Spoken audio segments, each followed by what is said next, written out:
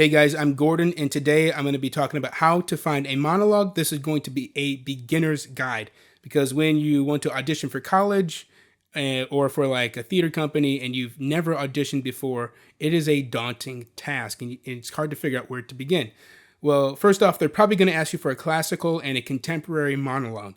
Classical, I think you can find on your own. It's typically anything pre 1950. And guess who wrote pre 1950? Arthur Miller, Tennessee Williams. They have some plays prior to 1950. Those are a good place to begin. You could do some Shakespeare, and those monologues are pretty easy to find. I'm going to be talking about how to find modern plays, modern monologues from modern plays, which is a lot more difficult because there's so many. Where do you begin? So I would recommend that because you could be auditioning for a theater or a college. Look at what they're producing. Look at what their current season is, their future season, and what their seasons in the past have produced. If there's a name that keeps popping up, that's going to be a person of interest. We're going to start taking some notes. Okay, we're going to do some research. We're going to make a list of, let's say, 10 playwrights, and I guarantee you can make a list of 10 playwrights if you look at, let's say, 5 theaters that you like or that you aspire to go work at. Theaters in New York, Broadway play theaters and stuff like that, and colleges that you want to go to.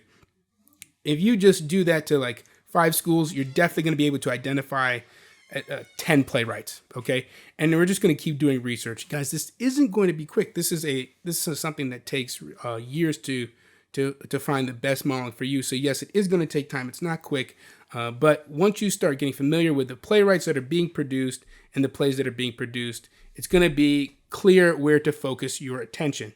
And now I would recommend that you try to find the plays for free online. You could just do a Google search for some plays to find a free PDF or just to find the monologues online.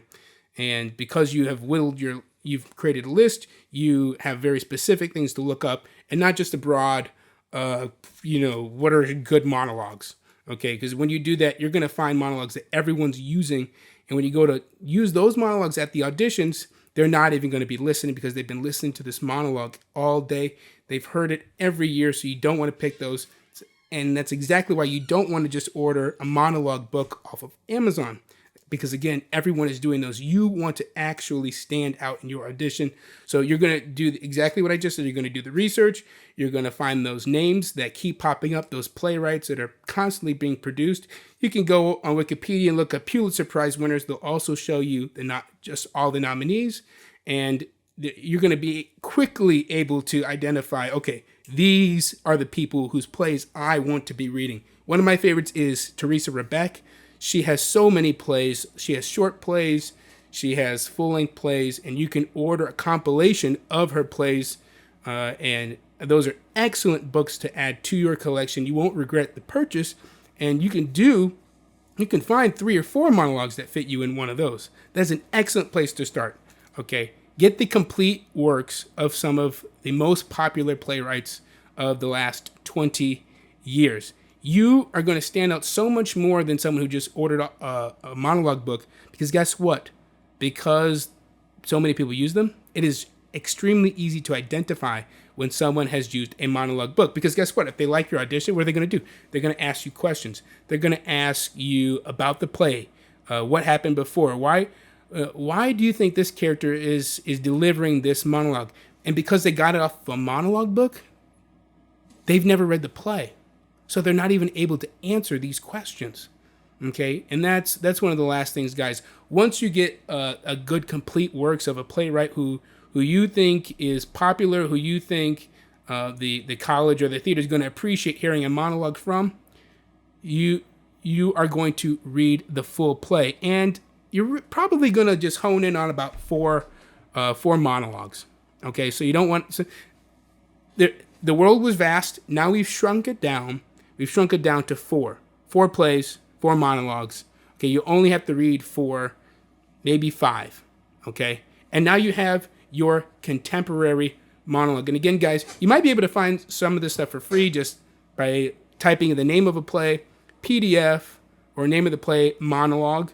I've found a lot of free stuff online just doing that.